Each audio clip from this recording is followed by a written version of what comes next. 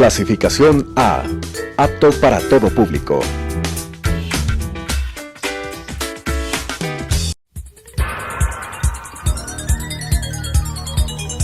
Las opiniones vertidas en este espacio por la producción y dirección del programa son de exclusiva responsabilidad de sus autores y de quienes intervienen en ellos.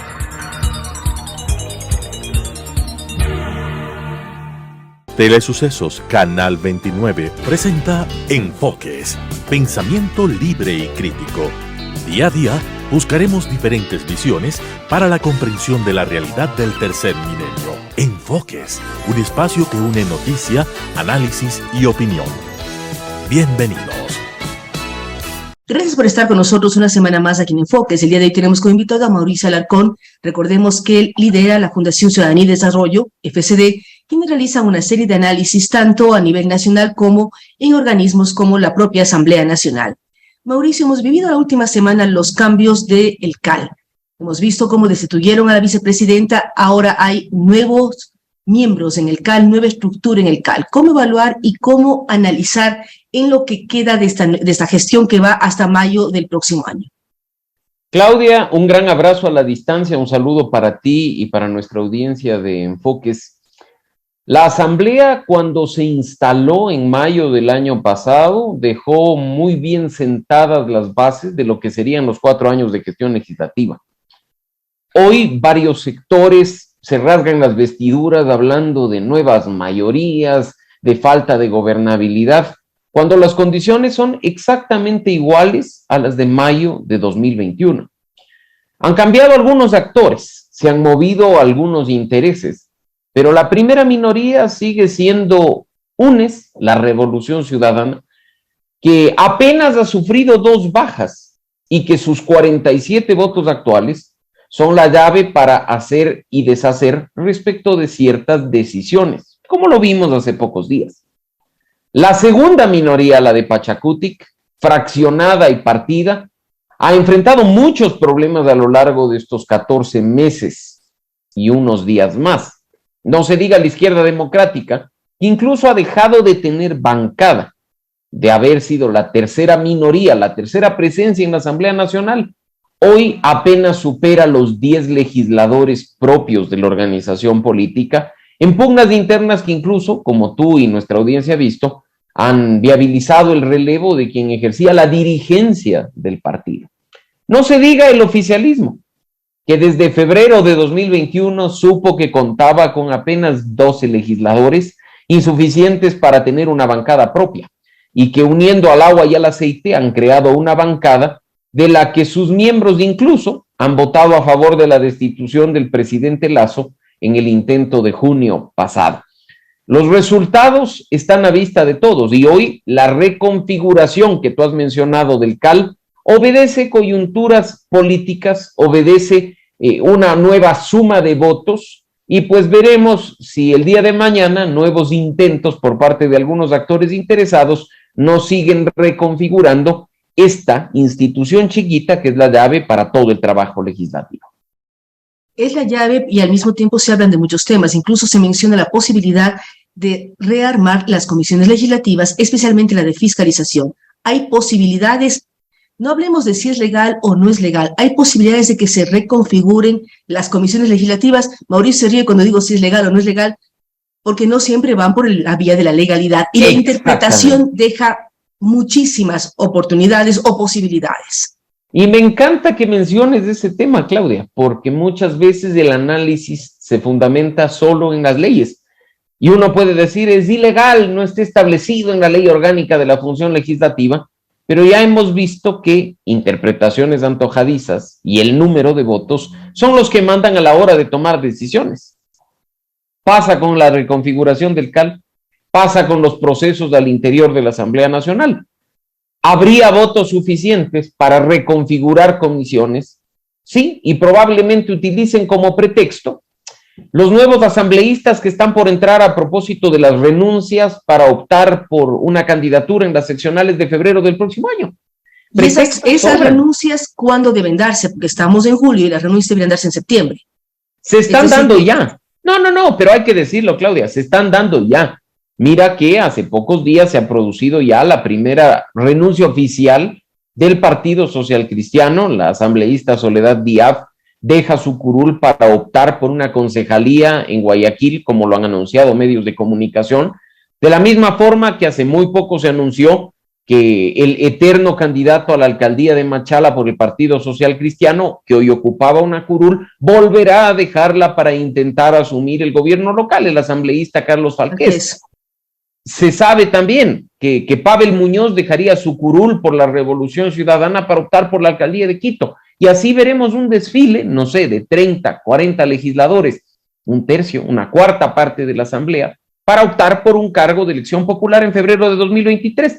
Gran pretexto para decir que quizá los nuevos legisladores entrantes, los suplentes, al no tener mayor conocimiento de lo que hacía su principal, mejor reconfiguremos las comisiones para que se sientan a gusto y cómodos y darles una cálida bienvenida. Todo es posible, como ya hemos visto, si es que hay los votos.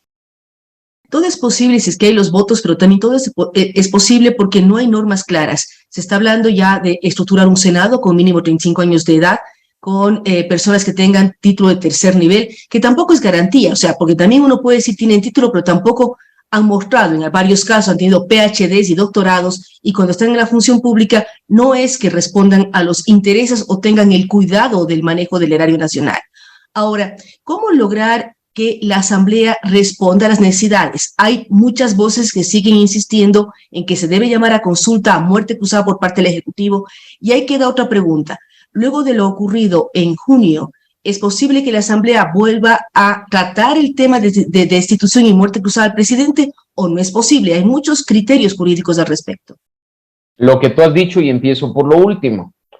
Jurídicamente leemos la Constitución y diríamos que el único cartucho disponible se quemó y no logró su cometido, destituir al presidente de la República. Sin embargo, y ya no podrían hacerlo hasta que termine su periodo legislativo.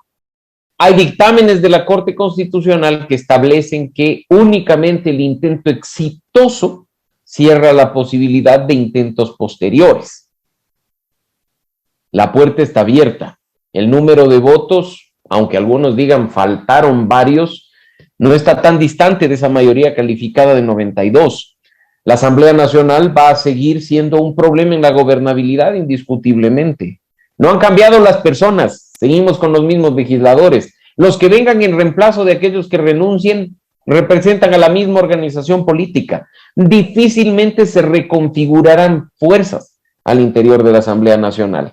Y el mayor problema no radica en la Asamblea, radica en el origen, en los partidos y movimientos políticos que presentan a cualquier persona como candidato. No importa si es afiliado, si es adherente. No importa si representa o no mi ideología o mi plan de gobierno, lo importante es que gane la elección. Y ahí es cuando tenemos bloques que llegan a la asamblea con 20 y tantos legisladores y terminan con 10, dejando incluso de ser bancada.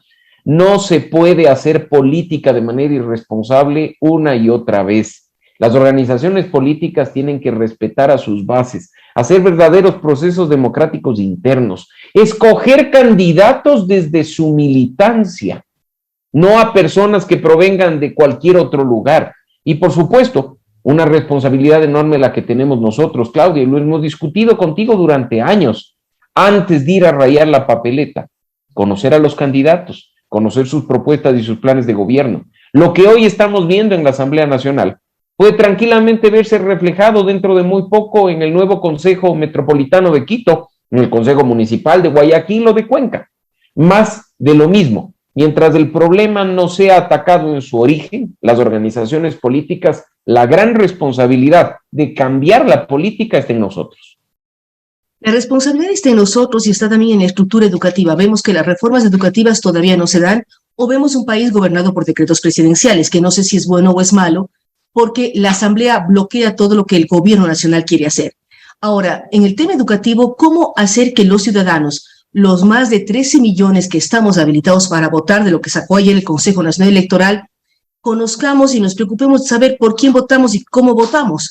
Porque también hay que ser muy claros. En toda la incertidumbre electoral vemos papeletas enormes con decenas de nombres. Se estima que van a haber alrededor de 90,000 candidatos para las próximas elecciones. ¿cómo saber quién es, a quién responden y qué preparación tienen? Es Creo, poco práctico. es difícil, Claudia, y tú lo has dicho, poco práctico. Quito probablemente tenga más de 20 candidatos a la alcaldía, multiplícales tú por el número de concejalías que hay y probablemente tengamos, aunque estamos distritalizados, cientos de candidatos a concejales. ¿Qué hacer? ¿Cómo saber sobre su historial, sobre sus planes de gobierno? Ahí la responsabilidad radica en nosotros. En nosotros, organizaciones de la sociedad civil, que podemos darnos el trabajo de desmenuzar sus hojas de vida, hacer escrutinio público y poner la información a disposición de los ciudadanos. Responsabilidad de medios de comunicación y espacios como este, de replicar esa información para llegar a nuestro público y que sean en función de ellos lo que se llegue a buenas o malas conclusiones y, por supuesto, decisiones a través del voto.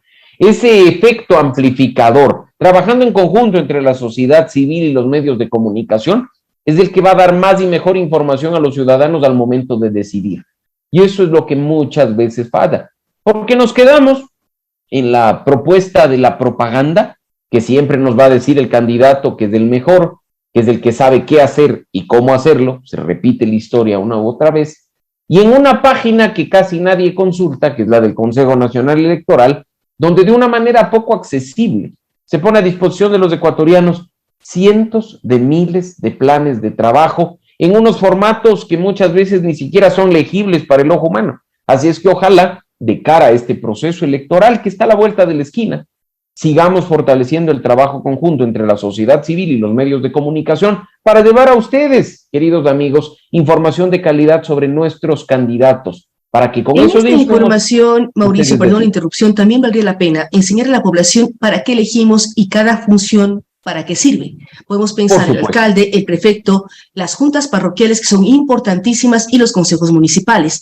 Es decir, que la ciudadanía sepa, si va a elegir para tal dignidad, cuál debe ser su misión y cuál debe ser su plan de trabajo, porque cada uno tiene lineamientos claros sobre qué puede y qué no puede hacer.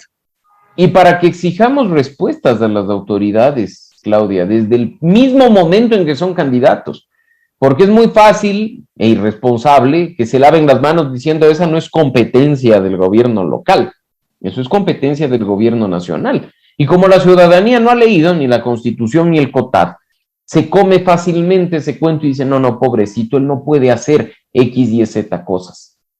La información respecto a qué se puede hacer, cuáles son las atribuciones y las competencias de un alcalde, de un prefecto, de un concejal, también son vitales al momento de elegir, para que nosotros, de nuevo, con esa información de la que hablé antes, saquemos conclusiones en medio de un baratillo de ofertas en el que nos van a dar el oro y el moro con tal de llegar al poder.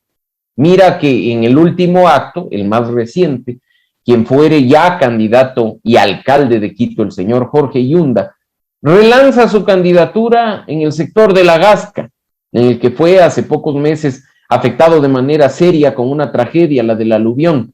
Y en lugar de haber personas preguntándole qué hiciste cuando fuiste alcalde respecto de este sector, le aplauden y le ven bonito porque estaba usando un poncho y ahora representa a los pueblos y nacionalidades indígenas a través de Pachacuti. Ese es el nivel de irresponsabilidad, ese es el manejo de la manipulación comunicacional y política, obviamente de los candidatos que van a seguir diciéndonos que son los mejores para llegar al poder.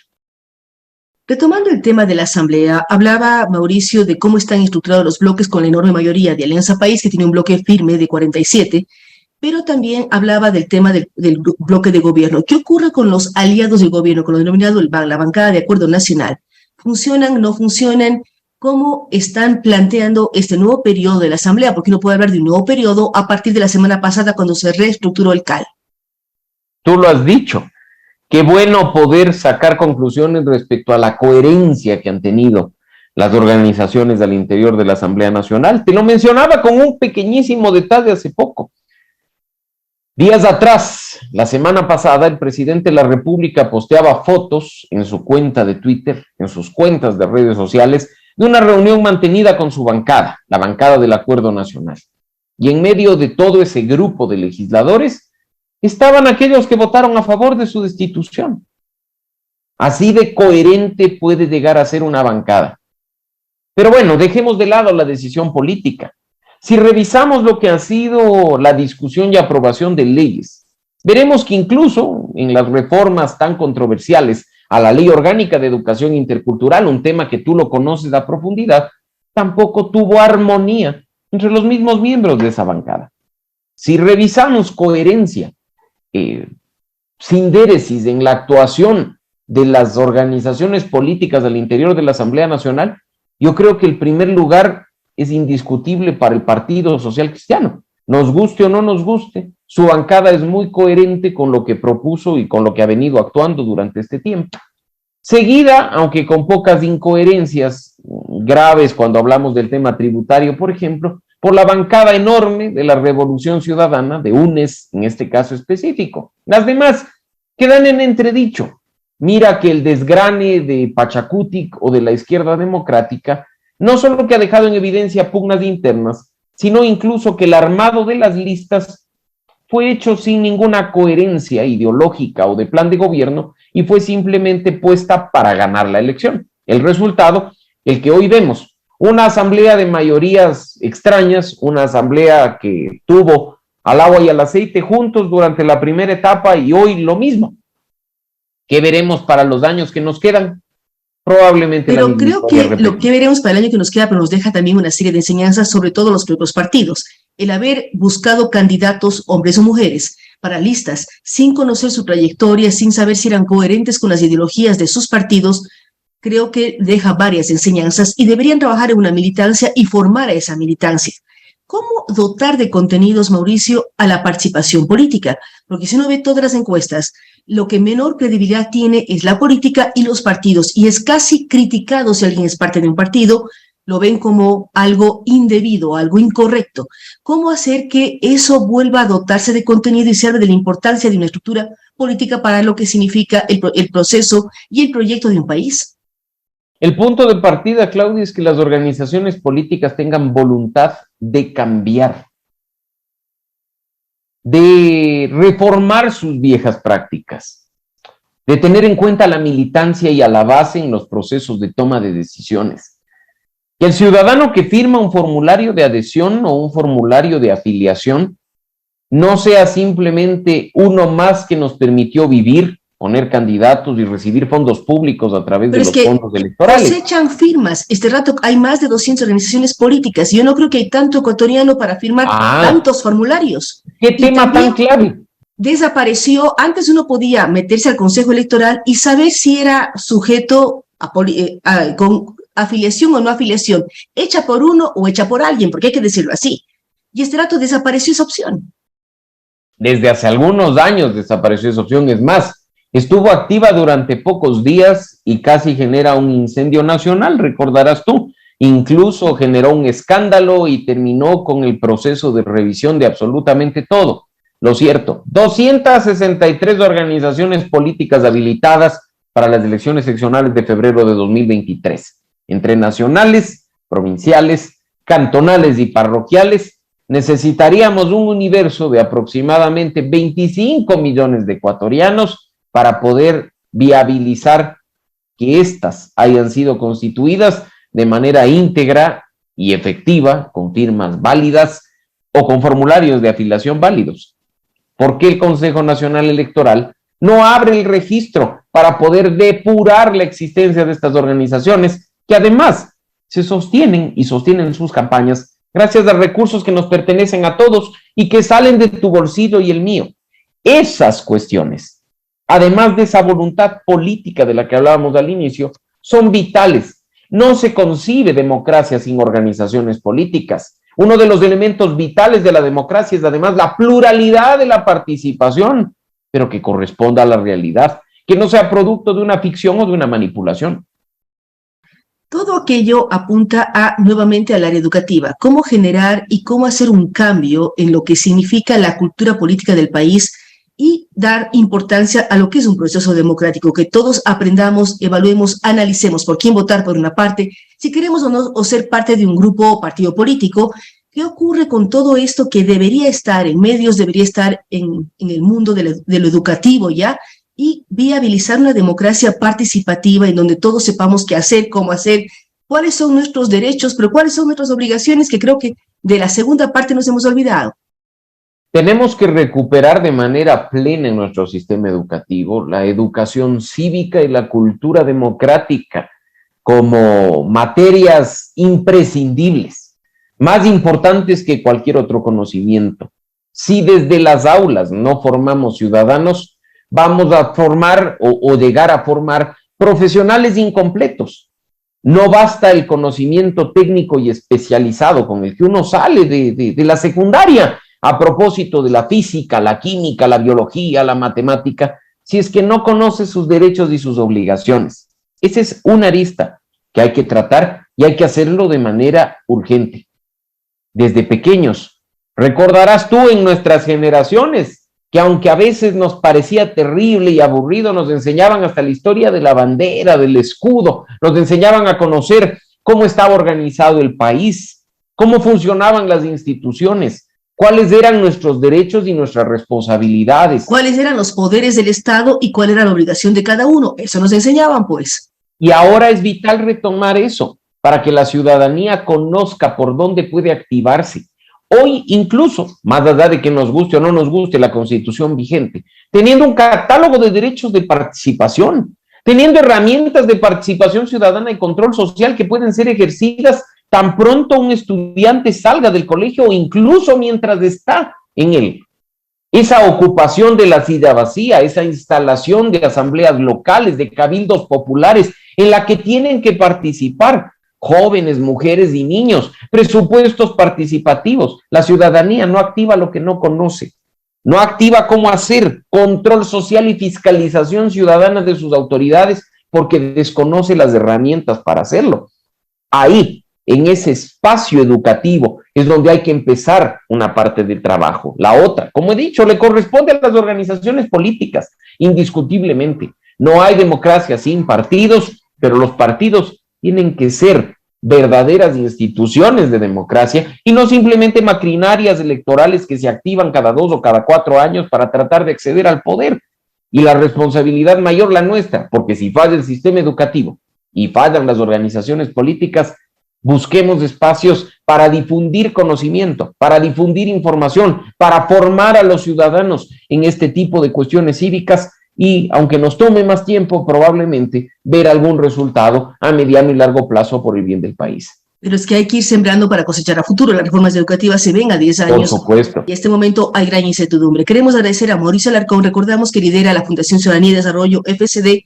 Con él hemos hablado sobre la situación política, tanto de la Asamblea Nacional como lo que podría o preveemos que puede pasar en las elecciones seccionales, con una enorme cantidad de candidatos que esperamos reflexionen, evalúen, analicen y vean qué ciudades queremos, qué cantones, qué parroquias queremos, y piensen muchísimo antes de presentarse y ser el candidato número 50 o apoyar a tendencias fuertes que mejoren la situación de nuestras ciudades. Gracias nuevamente a Mauricio Alarcón y a ustedes que nos han acompañado el día de hoy en Enfoques. Nos vemos en una semana más. Las opiniones vertidas en este espacio por la producción y dirección del programa son de exclusiva responsabilidad de sus autores y de quienes intervienen en ellos.